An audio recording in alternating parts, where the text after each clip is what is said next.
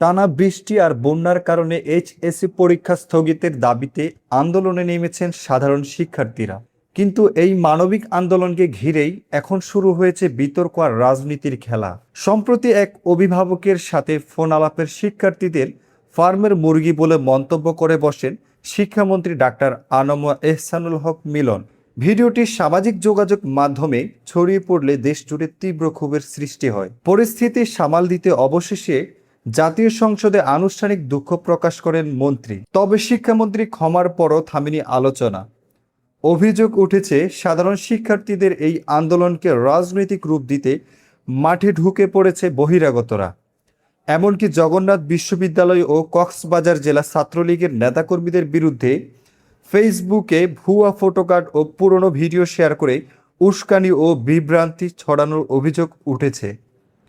সংশ্লিষ্টরা বলেছেন, শিক্ষার্থীদের যৌক্তিক দাবিকে রাজনৈতিক অপপ্রচার থেকে দূরে রাখতে সামাজিক যোগাযোগ মাধ্যমের যে কোনো তথ্য যাচাই বাছাই করে গ্রহণ করতে হবে।